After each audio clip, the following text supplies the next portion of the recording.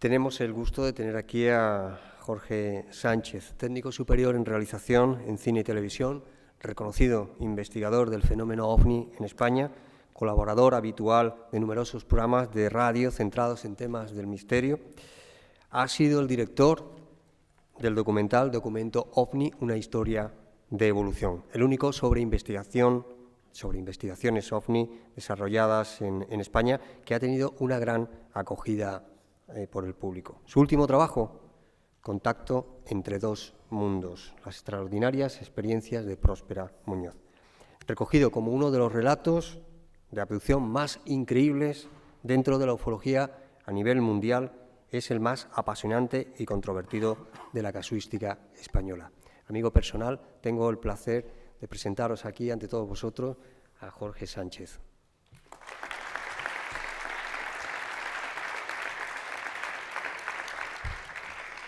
Bueno, ¿estáis bien? ¿Estáis despiertos todavía? Estamos enteritos, ¿no? A tiempo a terminar la ponencia. Bueno, agradecer a Sergio Ruiz, a Elena Gil, a todos los compañeros que han hecho posible que hoy podamos estar aquí, porque sabéis que detrás de cada congreso, también lo sabéis, Fran, también como yo, hay muchísimo trabajo, así es que agradecerles el que hayan hecho ese sobreesfuerzo para que hoy podamos desarrollar estas jornadas. Lo que vamos a tratar en este caso es la presentación de mi segundo libro, Contacto entre todo el mundo, las extraordinarias experiencias OVNI de Próspera Muñoz, de Editorial Sidonia.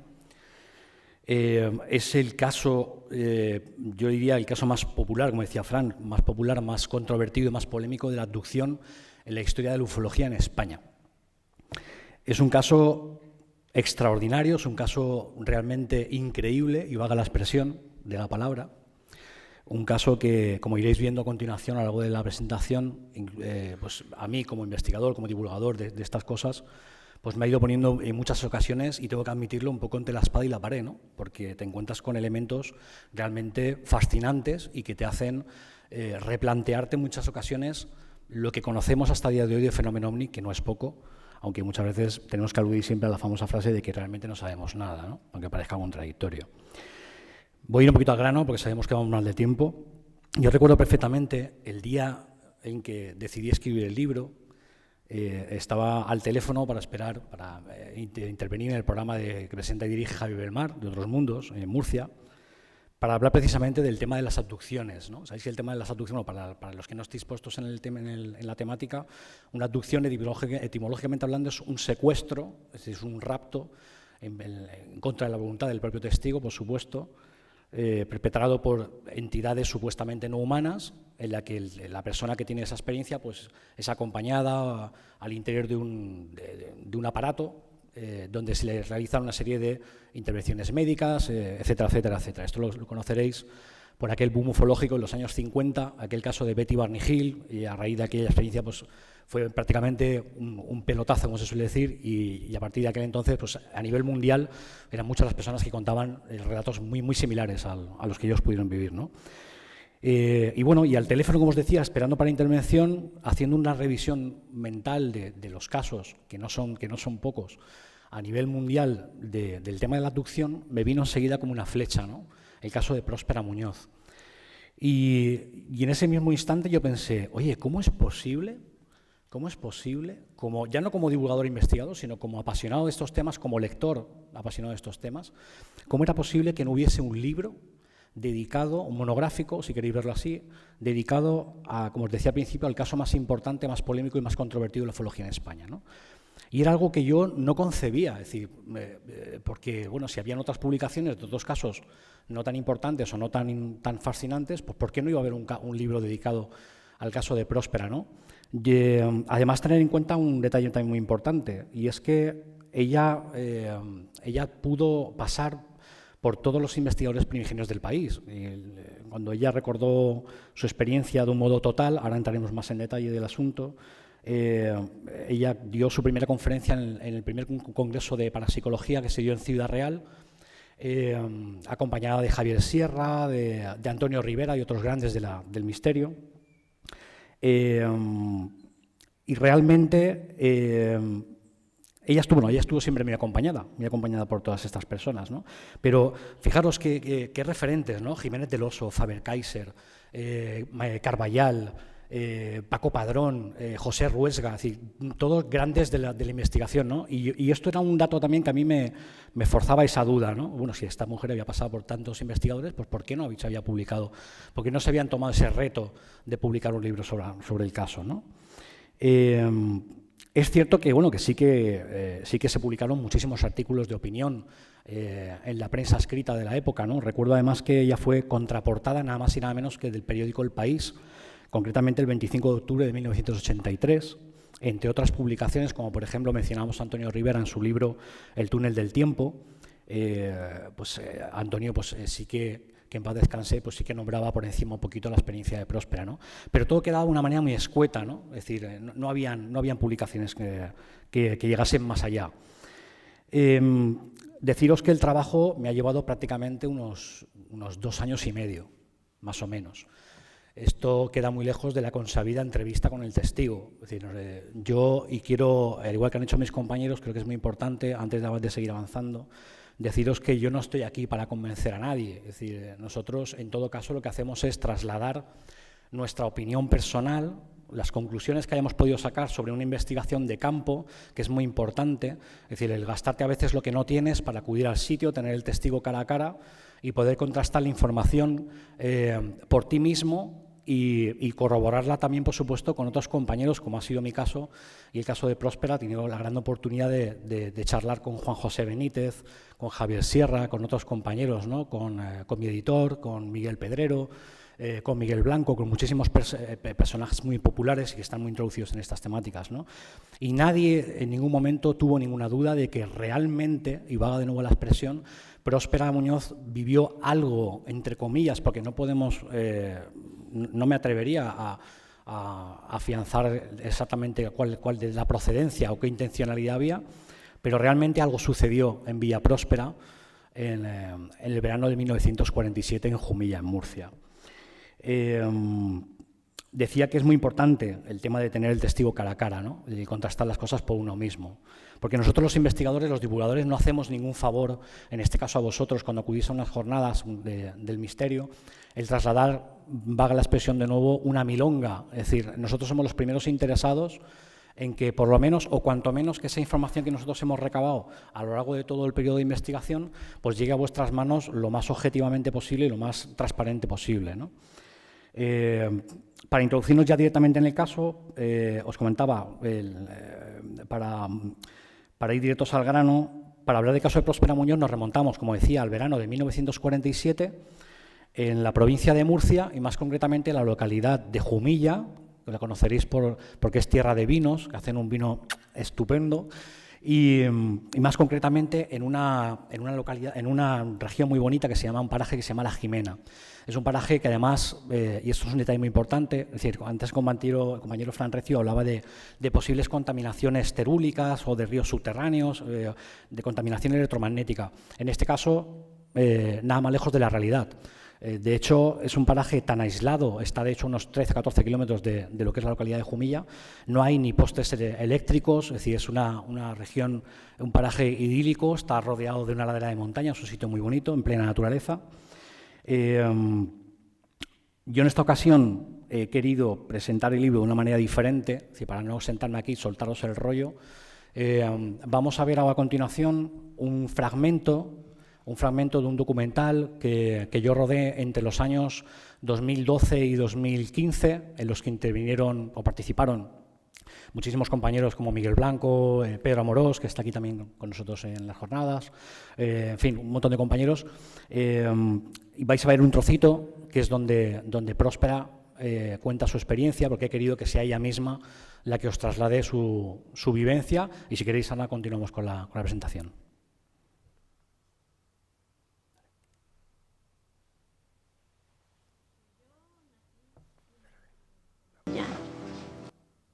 Pues yo nací y me crié en Jumilla. Cuando era niña, pues mis padres tenían una finca a unos 14 kilómetros de aquí del pueblo. Y mi hermana y yo, mi hermana 4 años mayor que yo tendría unos 7 u 8 años, pues nos íbamos a la finca con un hermano de mi padre que se la llevaba. Detrás de una ventana de la casita esperaba la llegada de mi padre que venía en bicicleta. pero mi padre no llegaba. Cuando mi hermana me dijo, papá no va a venir, ya es tarde, pero en eso le digo, Anita, ven, porque vi venir a través del campo, volando, pero a ras de tierra, lo que yo califiqué como un coche grande.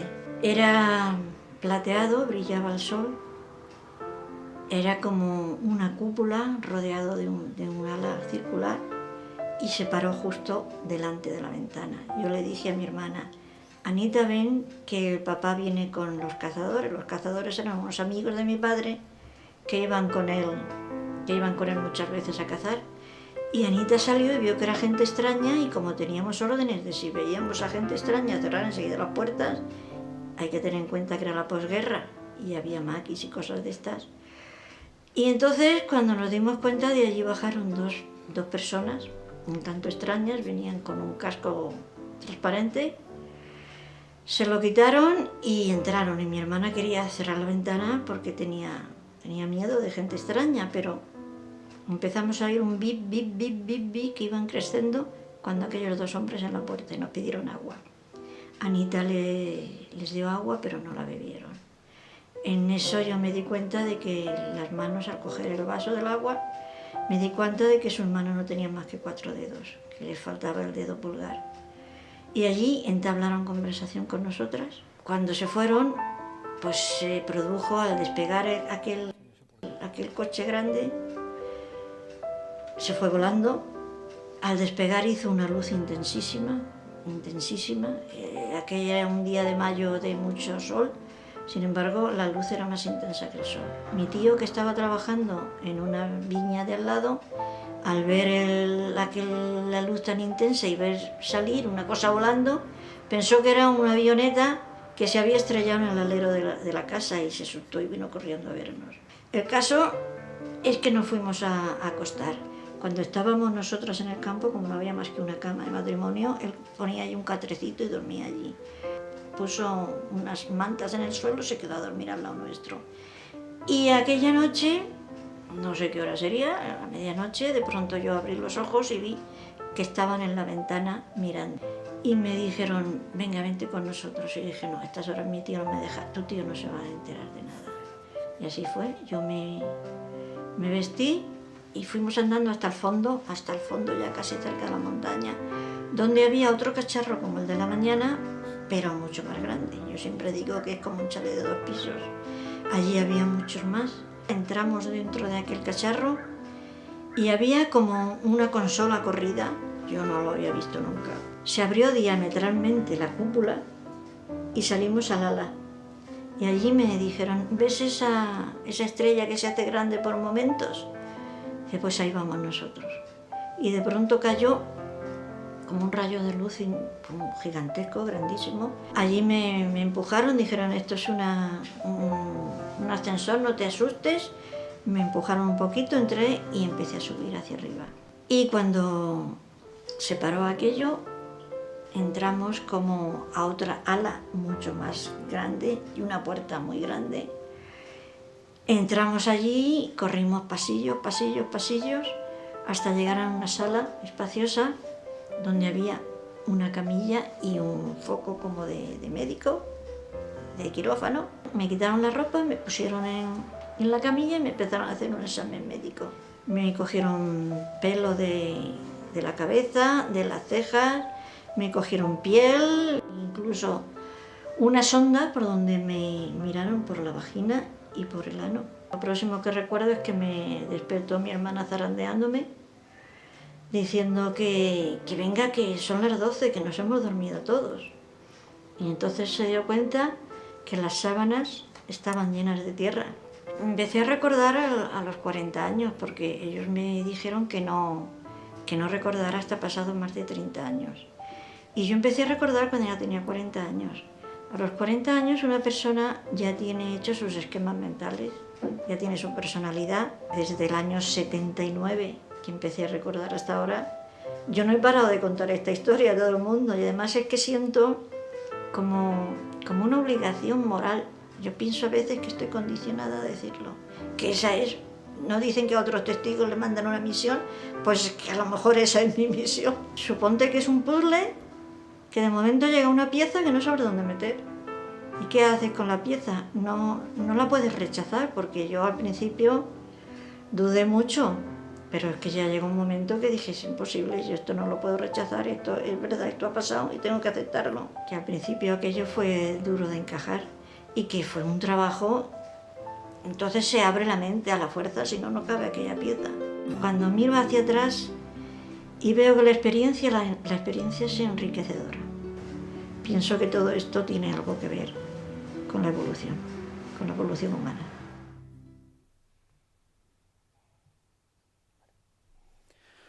Bueno, he visto un poquito lo que es la experiencia de Próspera. Adelantaros, que es algo que no he hecho. Para los que no conozcáis la vivencia que ella tuvo, esto lo vive con 7, 8 añitos de edad en el lugar donde comentaba al principio, en Villa Próspera, en Jumilla. Y ella no recuerda nada hasta pasados nada más y nada menos que 30 años. Es decir, ella entra en ese bucle mental que conocemos de la abducción, de ese missing time, es el tiempo perdido, que hablaba Bob Hopkins y los grandes investigadores. Y es a modo de pequeños flashes mentales, a raíz de leer un libro de la biblioteca de su marido, José María Semitiel, un libro además, curiosamente, de Antonio Rivera, que hablaba del tema de la abducción, que es con donde ella por primera vez lee la definición de una abducción. A continuación lee un testimonio de un testigo que daba su parecer, y entonces ahí ella empieza a sentirse de una manera muy extraña, muy familiar con todo lo que ese otro testigo contaba, ¿no? Y a modo de pequeños flashes ella va reconstruyendo al cabo de los años su propia experiencia, ¿no? Hasta que ya tiene el recuerdo total de lo que ella ha vivido. Y es cuando decide, porque además ello se convierte en un problema, es decir, ella llega un momento en que decide contarlo. Pues podéis imaginar, una persona que vive una experiencia de este tipo, evidentemente lo primero que piensa es que se le ha ido la cabeza. Bueno, ¿qué me pasa, no? ¿Por qué a mí? ¿Por qué en ese momento de mi vida? ¿Qué es esto, no? ¿Habré vivido una realidad o una cosa que me he inventado yo? En fin, ella le dio 1000 millones de vueltas a todo aquello, ¿no? Pero llegó un momento en que, y así me lo ha contado muchas veces, porque he podido tener muchísimas oportunidades para hablar con ella. De hecho, tengo la gran suerte de que hoy en día puedo decir que somos grandes amigos. Y ella me decía, es que llegó un momento en que en el trabajo ya era un problema, yo no estaba centrada, yo necesitaba contarlo, necesitaba sacarlo y transmitirlo, ¿no? Y bueno, y a partir de ahí su vida cambió para siempre. O sea, a partir de ahí su vida nunca fue la misma, ¿no? Como podéis imaginar, su vida, como se suele decir, da un giro de 180 grados y todos los conceptos sociales, en fin, todas las creencias, todo lo que ya no tenía ninguna creencia en concreto, pero, en fin, su vida cambia absolutamente, ¿no? Como habéis podido ver, ella no estaba sola, y esto es un dato también muy importante, porque casi siempre, por suerte o por desgracia, la mayoría de los testigos pues es una carretera secundaria, una persona que va con su coche, de repente el coche tiene un comportamiento inusual, el coche para, ve una luminaria, la luminaria se aproxima hasta donde está la persona, hay un tiempo perdido y luego se vuelve a ver esta persona en el mismo sitio o kilómetros más alejados de donde se encontraba, etcétera, etcétera, entre otros muchos modus operandi del fenómeno no identificados. Pero ella no, ella pudo compartir la experiencia con su hermana. Su hermana recuerda absolutamente, por lo menos esa primera visita que viven en Villa Próspera, que además, si os dais cuenta, yo admito que desde esta perspectiva es un poco surrealista, ¿no? Porque que dos entidades no humanas aparezcan en la villa, pidan un vaso de agua y mantengan una conversación relativamente normal con dos niñas de entre 7 y 11 años, pues nos puede parecer un poco surrealista y sin sentido, ¿no? Pero es que el fenómeno OVNI en realidad es un sinsentido. O sea, el propio fenómeno OVNI parece que con el paso del tiempo, por mucho que lees, por mucho que investigas, por mucho que haces investigación de campo y que estás al día, de repente llega un caso o llega un detalle de un caso que te desbanca por completo lo que tenías asimilado del propio fenómeno, ¿no? Y parece que el propio fenómeno va jugando un poco con nosotros, ¿no? Pero bueno, es importante matizarlo, ¿no? Es una experiencia que compartió con una persona además muy allegada, que era su hermana. Anita, que es el nombre de su hermana un poquito más mayor que ella, Anita nunca jamás contó nada a los medios de comunicación. Yo sé, estaréis preguntando, bueno, ¿por qué? Una experiencia tan increíble, ¿por qué no corroborar la parte de tu hermana, ¿no? Que ha vivido esa experiencia tan impresionante? Pues una razón muy sencilla, nos guste o no, pues ella por razones por respeto a su marido no quería verse involucrado en nada referente a lo que había sucedido y decidió por respeto a su marido pues no contar nada, no dar su opinión sobre el caso. Por suerte o por desgracia, pues al fallecer su esposo, el destino quiso que yo fuese la primera persona que pudo recabar esa información de primera mano. Es decir, yo me desplacé a su domicilio, así lo he hecho en innumerables ocasiones, y pude mantener una conversación con ella largo y tendido. Y vamos a escucharla ahora. Es un audio inédito, en el sentido de que, como os digo, nunca se ha hecho público, restando en el programa de Javier Belmar, que hicimos un especial en el que, bueno, sí pudimos poner parte del audio, pero aquí en Eibar por primera vez vais a poder escuchar el testimonio de Anita, la hermana de Próspera Muñoz.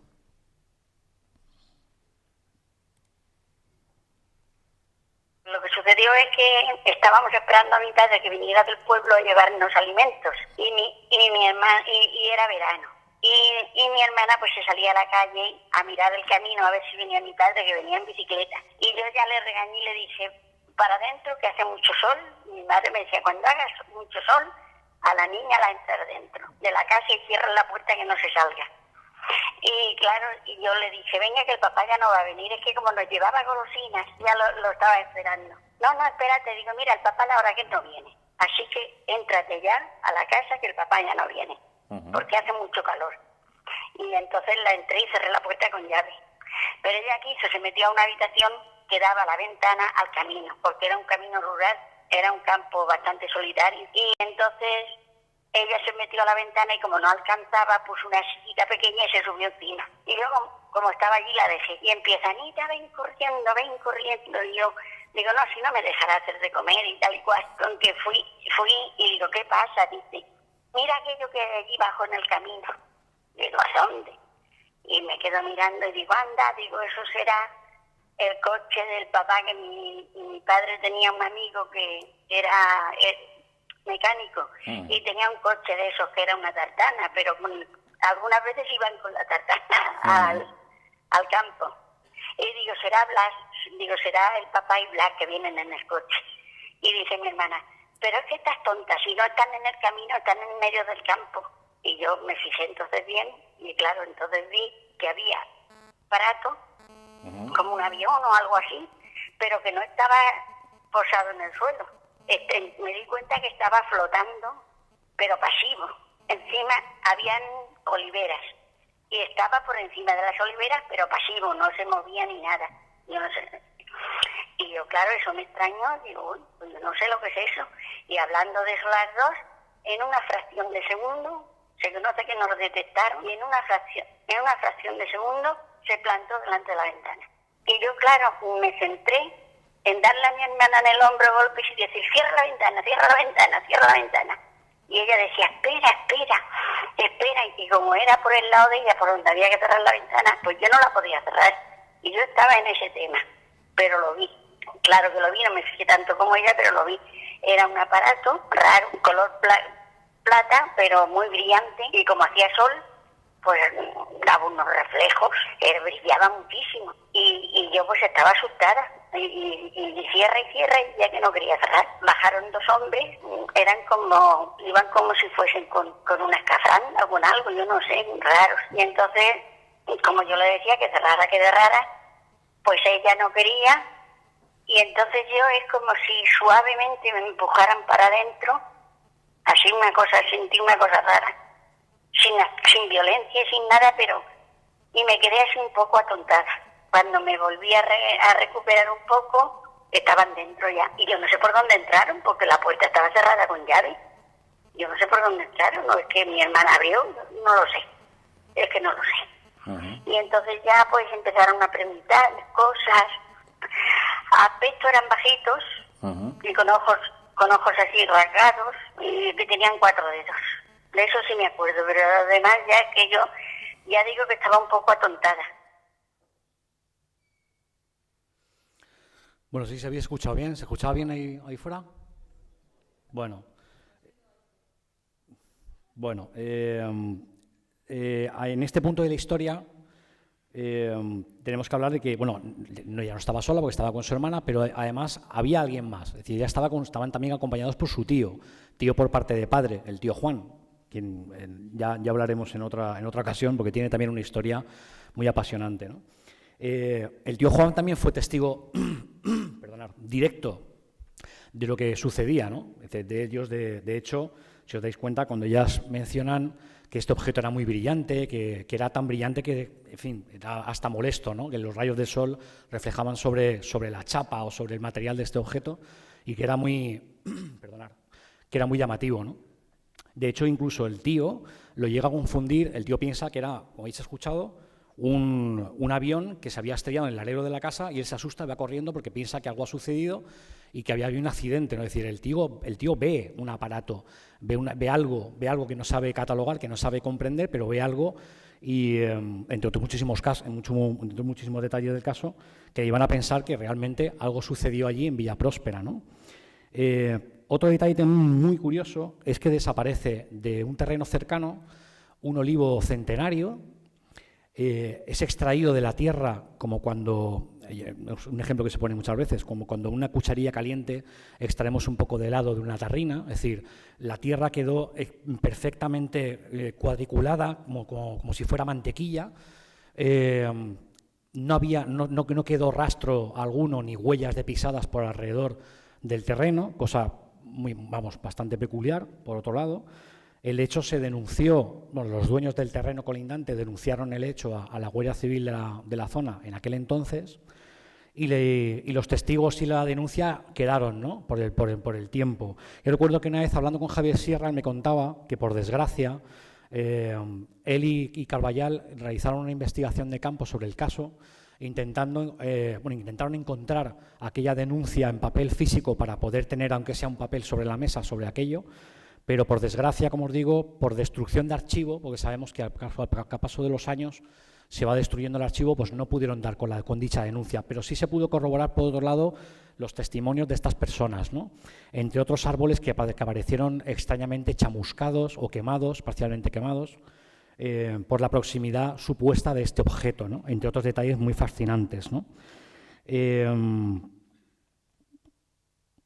Bueno, os comentaba el tío Juan. El tío Juan también se percata, vamos a escuchar al otro audio de Anita, que hacía alusión también a su tío, de que en un trigal cercano, también a Villapróspera, porque deciros que toda aquella zona es una zona de cultivo, ¿vale? Había una parte de cultivo que era de trigo y bueno, pues Anita contaba que su tío las regaña a las dos porque se topa con gran parte del trigal tumbado. Esto recordará un poco a los crop cycles de Inglaterra, no con ninguna forma en concreto, sino una forma circular, con el trigo aplastado y parcialmente chamuscado, ¿no? Vamos a escuchar, si queréis, el audio.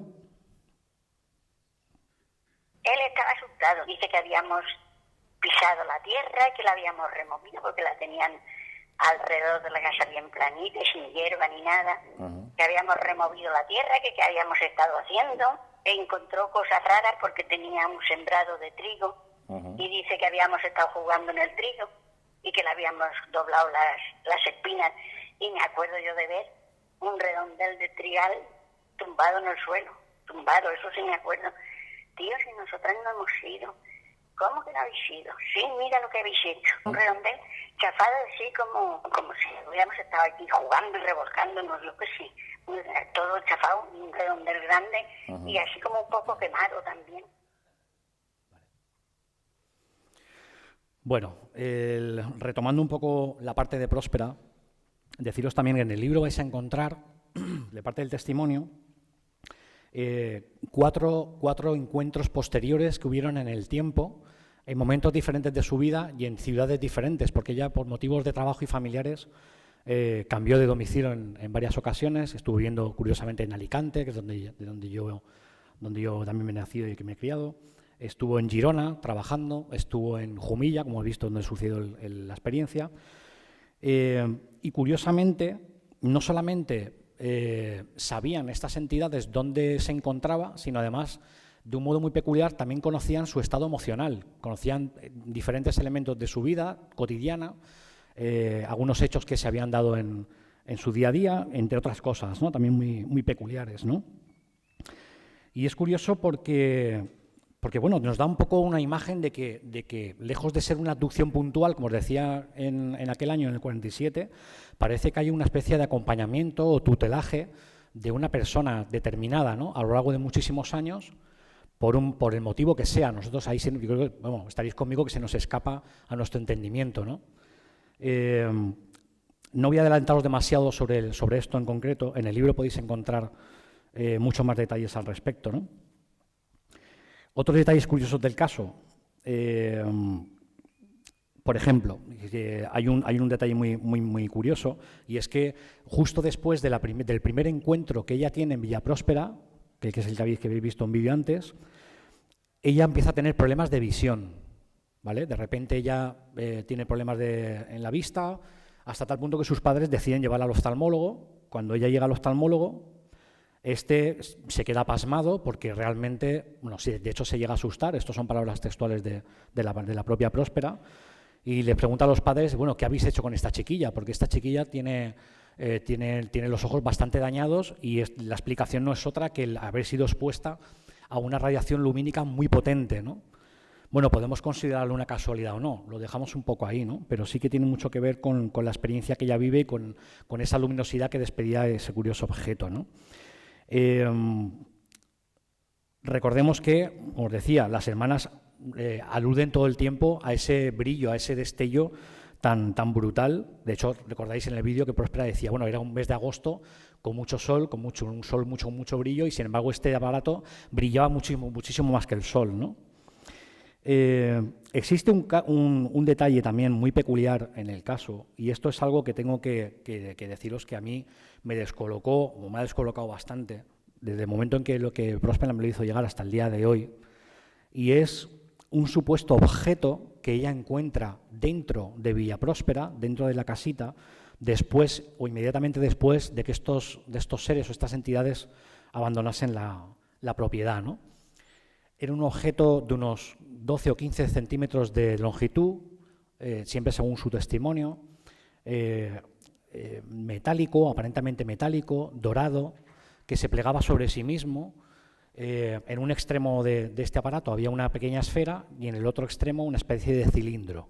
Bueno, ella a modo de juego me contaba que Anita me decía, bueno, como mi hermana era muy pícara, pues ella quiso esconderlo. Ella sabía, de algún modo, que eso estaba relacionado con esos extraños seres que habían visitado la casa por la mañana, y a modo de juego, porque era una niña, ella decide en primera instancia esconderlo entre los tocones de madera del lado de la chimenea, pero ella piensa, bueno, aquí no, porque papá puede venir, puede echar leña al fuego y lo puede encontrar, ¿no? No, esto tengo que esconderlo en algún sitio donde nadie lo encuentre y donde yo tenga la seguridad de que puede estar ahí por mucho tiempo y solo yo pueda saber dónde se encuentra. En una segunda opción se decide por un arcón, un baúl, que si recordáis en el vídeo es donde ella se sube para asomarse a la ventana para ver este objeto, donde su madre guardaba las sábanas, la ropa de cama. Pero bueno, también, ¿no? Piensa que no, que es mala idea, porque la madre puede también ir a poner la ropa limpia y puede descubrir el objeto.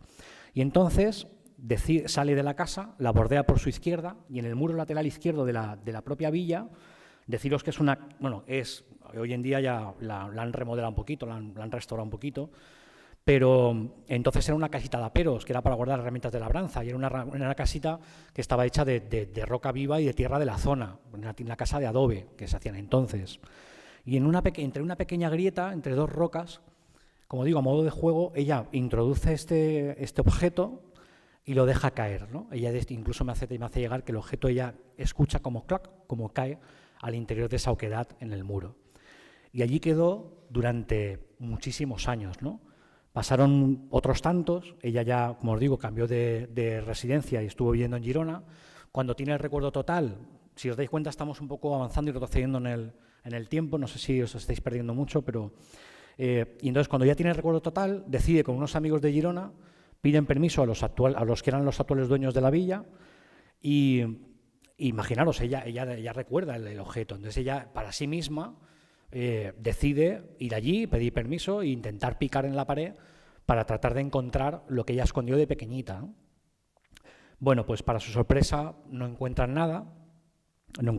El tío Juan ya le dice que va a ser muy difícil, porque tened en cuenta también que los recuerdos muchas veces se tergiversan con el tiempo, y esto es una constante, esto es algo absolutamente normal. Ya era difícil, imaginaos, con 7 añitos recordar algo tan peculiar, imaginaos pues volver allí, picar, en fin, fue una aventura tremenda, ¿no? La explicación del tío y del que era el actual dueño no fue otra que la de, bueno, pues igual como se hicieron una reforma pequeñita que fue cambiar la chimenea de sitio porque la dirección del viento hacía que las personas que vivían allí se ahumasen, pues ¿por qué no? Igual al hacer ese cambio de chimenea pues se pudo tirar aquello con los escombros. No lo sabemos, ¿no? Yo me limito a transmitiros lo que he ido recabando, como os digo, a lo largo del tiempo. Pero cuando a mí Próspera me hace llegar esta parte de la historia, evidentemente, por muy fascinante, muy increíble que me pudiera parecer, era de recibo, es decir, esto hay que llegar al fondo del asunto, ¿no? Por lo menos que nadie me pueda achacar y me digan, oye, Jorge, y tú sabiendo esto, ¿cómo no has sido a Vía Próspera y has tenido la opción de poder llegar al fondo del asunto? Pues sí lo hicimos, ¿no? Contacté con un arquitecto técnico, un amigo de toda la vida, que es arquitecto técnico de la Facultad de Arquitectura de la Universidad de Alicante. El Colegio de Arquitectos nos cedió un pacómetro, que es un aparato que se utiliza para escanear el espesor de los muros. Se utiliza mucho cuando hacen una rehabilitación de un muro antiguo, una casa antigua, para detectar el encofrado y cualquier material que haya en el espesor de los muros. Y me vais a tirar tomates y piedras, pero os puedo decir que hasta aquí puedo leer. Solamente os puedo decir que el resultado de la medición del pacómetro fue algo verdaderamente fascinante porque nos obligó un poco a replantearnos muchas cosas, ¿no? Bueno, me vais a perdonar que me acabo de perder con la chuleta. Vale. Bueno, para ir terminando, deciros que las conclusiones a las que yo he podido llegar, repito, son mis conclusiones personales. Deciros que Próspera como persona, bueno, no sé si os habrá transmitido en el vídeo que habéis visto algo a nivel personal, pero deciros que es una de las mejores personas que yo he conocido en mi vida. Es una persona totalmente transparente, con un nivel de humanidad asombroso, muy inteligente. Bueno, Fran, que también tuvo la oportunidad, al igual que José, de conocerla en persona cuando estrené el documental en los cines Panoramis de Alicante, enseguida uno se da cuenta de que está ante una persona absolutamente normal, una persona absolutamente cuerda, muy razonable, muy crítica además, no solamente consigo misma y con su experiencia, sino con otros casos de abducción y de contactismo que se han dado a lo largo y ancho de nuestro país e incluso a nivel mundial, ¿no? Ella ha criticado mucho estas cosas, ¿no? Y ella dice una cosa muy bonita, y es que al final la vida, que parece que es un gran puzzle, que ya de por sí es muy compleja y es muy, ya sabéis, ¿no? Todo lo que nos sucede al día a día ya es muy fastidioso a veces de llevar, ¿no?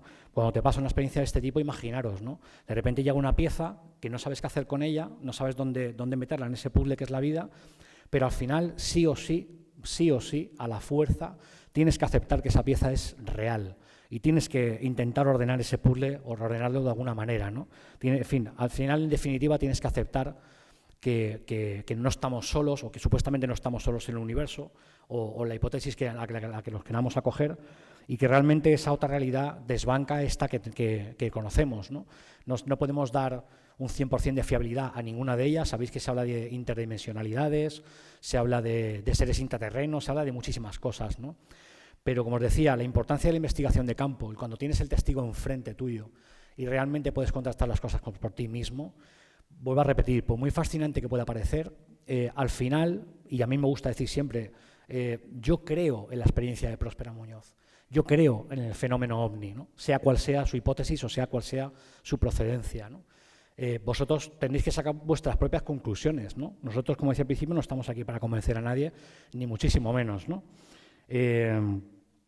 Ella, tener en cuenta además, y voy terminando, su única intencionalidad, y ha sido una intencionalidad sana, ha sido la de tratar de hallar respuestas. A mí me gusta decir que es una persona sencilla que ha vivido una experiencia extraordinaria, ¿no? Jamás hubo ningún tipo de lucro, ella nunca ganó una sola peseta por contar este tipo de experiencias. Además, ella siempre dejó abiertas la puerta de su casa para investigadores, periodistas, curiosos, gente que tuviera siempre desde el respeto porque podemos juzgar y podemos sacar nuestras conclusiones, pero siempre desde el respeto absoluto, por supuesto, ¿no?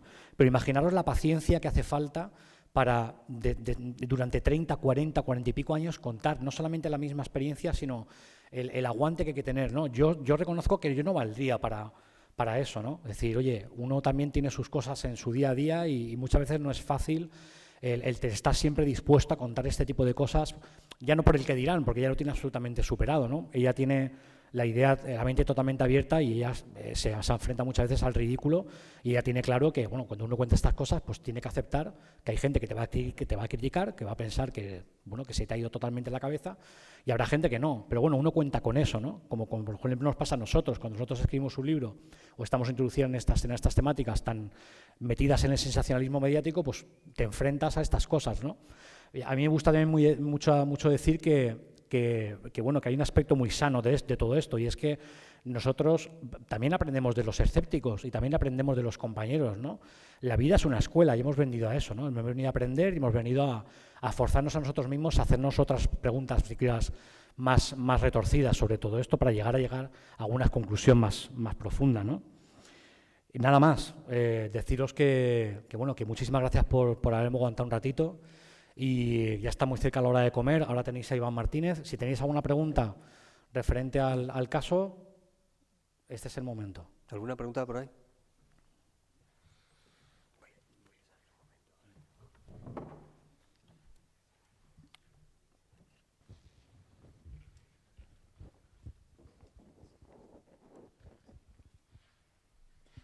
A ver, yo conocí a Próspera Muñoz directamente. Me cayó muy bien, fue muy impactante. La conocí en Minados, pero fíjate, en el año 1968 más o menos. Entonces conocí a Cabecierra, Bruno Cañosa y él me presentó precisamente a Próspera Muñoz. Me cayó muy bien. Precisamente el otro día estuve hablando con ella por medio de Facebook.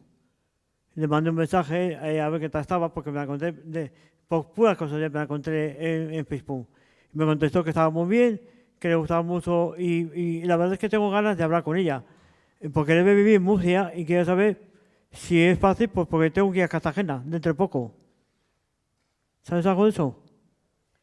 Entonces no te escucho muy bien la última parte, perdona. A ver, que yo la conocí por medio de Facebook, hace poco estuve hablando con ella. Y sé que vive en Murcia y entonces quiero saber, pues tengo que ir a Cartagena, a ver si igual podía hablar con ella, quería hablar con ella personalmente, porque la conocí en el año 68. Que tienes intención de conocerla en persona, me refiero. A ver, ya la conocí en el 68, pero tenía ganas de hablar con ella de nuevo. Ah. Igual es difícil o no es difícil, porque vive en Murcia, ¿no? Ella sigue viviendo en Jumilla, sí. Y de hecho, como os decía antes, ella tiene la tremenda paciencia de personas. Ella ha cogido a escépticos, incluso a negacionistas. Yo soy el primer escéptico hasta que no se demuestre lo contrario, como se suele decir. No, yo no escéptico, porque ya tengo, yo desde el año 67 empecé a tener experiencias y un montón de cosas así. Y entonces conocía a bastante gente, conocía a Manuel Caballar, Bruno Cañosa y a Paco Parrón, a un montón de gente conocí. Y entonces, pues mira, la conocí y me caí muy bien, sí. Sí, es una persona, además, sin ánimo de ser reiterativo, ¿no? Porque vamos mal de tiempo, pero deciros que, a ver, antes Fran Recio comentaba algo parecido, ¿no? Es decir, no es lo mismo contarlo que vivirlo. Yo lo viví y la verdad es que tienes razón. O sea, conocí a Próspera Muñoz, es un mundo porque ella tiene una personalidad. Yo creo que era un poco tímida en su tiempo, pero me cayó muy bien, muy bien. Sí, es un amor de persona. Es decir, cuando te encuentras una persona así y te das cuenta de que no hay maldad, que su única intención, como os decía, es tratar de llegar a las personas. Ella tener en cuenta que ella ha buscado siempre ayuda. Es decir, porque si yo empatizo hasta cierto porcentaje y digo, oye, es que si yo viviera una experiencia parecida, yo también sería un poco reticente a contarlo, ¿no? Quizás ahora que lo dices, sí que me acuerdo que ella buscaba mi aprobación de que lo que ella vivía era verdad. Bueno, ella realmente nunca, aprobación de nadie, es decir, ella nunca ha querido... Eso me pareció, pero yo ya tengo que caer muy bien. Sí, claro. Pero bueno, es muy complicado, ¿no? No me quiero enrollar porque vamos mal de tiempo, pero realmente te das cuenta de que estás ante una persona cuerda, ante una persona sana, ante una persona sin ningún tipo de patología mental y una persona que a día de hoy todavía sigue tratando de buscar respuestas, nada más. Igual que yo, porque yo igual que todos, claro. Yo en aquellos años ya había visto unos cuantos ovnis y había vivido unas cuantas experiencias en el tema. ¿Tenéis alguna pregunta más? Muy bien.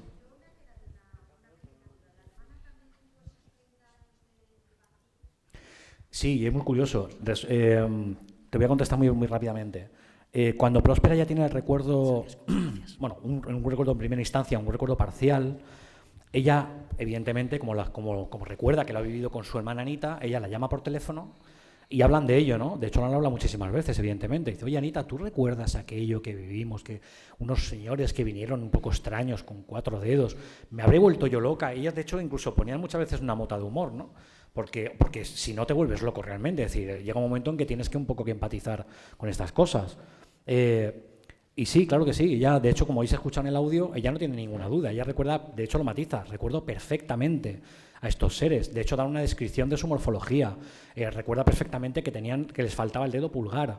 Recuerdan que incluso tienen una conversación un poco surrealista sobre un calendario de cartón que tenían encima de la chimenea, donde estaban representadas las fases lunares, que nos puede parecer igualmente surrealista, pero que es lo que se dio, como lo de la petición del vaso de agua, entre otros muchísimos detalles que encontráis en el libro, ¿no?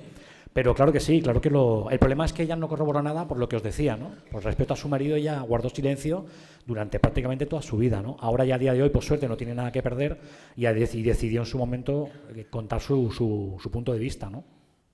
Sí. A ver, del relato de doña Próspera hay un punto, solo me interesa un punto.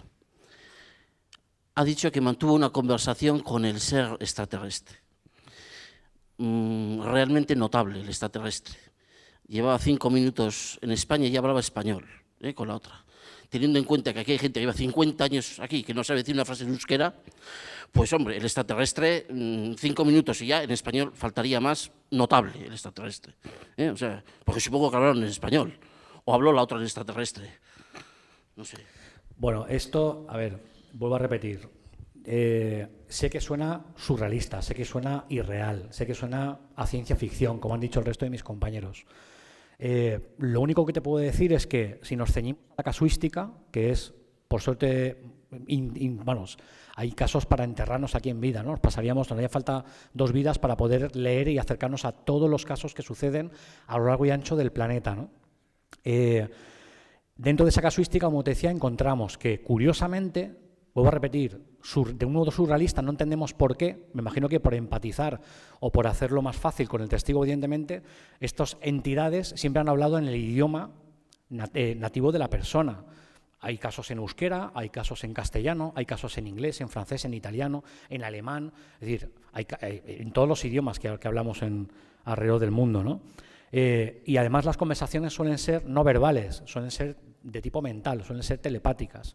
Es decir, eso se ha achacado siempre a que ellos, parece ser, y lo dejo entre comillas ahí, porque tampoco tengo una explicación, ni te lo puedo corroborar, ni te lo puedo traer aquí al extraterrestre para poder demostrártelo, evidentemente, que más quisiéramos más de uno, pues ellos, por su grado de evolución, no necesitan utilizar la laringe como medio de comunicación, ¿no? Tienen el cerebro muy desarrollado y tienen la telepatía a un nivel ya muy superior y la comunicación es mental. Pero sí, fue en un castellano, además en un castellano perfecto, sin ningún deje, y es curioso, ¿no? A mí es uno de los detalles que también me llama mucho la atención, por supuesto, claro. ¿Alguna otra? Sí.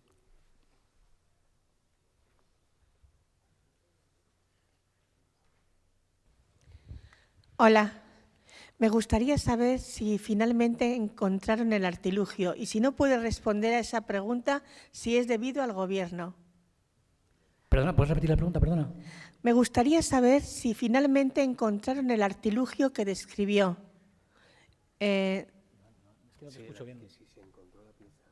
Vale, vale. No, y si no puede responder a eso, si es debido al gobierno.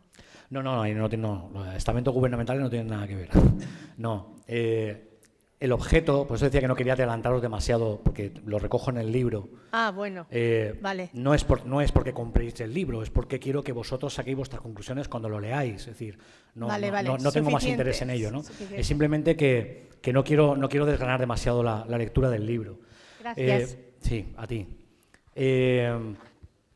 Era imperativo, como os decía, había que ir allí, porque además tenía la grandísima suerte de, como decía Fran Recio, de que una universidad, como es la Universidad de Alicante, o el Colegio de Arquitectos nos cediese un pacómetro para algo similar, ¿no? Entonces, había que hacerlo. había que hacerlo, era una oportunidad. Además, imaginaros el elenco, ¿no? El estar en Villa Próspera, donde habían sucedido los hechos, estar con la testigo, con la que también he ido en innumerables ocasiones allá a la villa, estar con el dueño de la propiedad, es decir, estar allí picando la propia pared, era algo realmente apasionante, ¿no? Era algo realmente fascinante y que había que hacer, es que era obligatorio, ¿no? Pero bueno, las conclusiones, como os digo, las recojo un poco en el libro para que seáis vosotros los que zanjéis o desechéis, que también me parece perfecto. Podemos, oye, cuando lo leáis, si os parece todo una patraña, pues me parece perfecto también, ¿no? Que el libro os encanta, pues también perfecto, ¿no? Como os decía, aprendemos de los síes y de los noes, ¿no? Hay que estar abierto a todo tipo de conclusiones.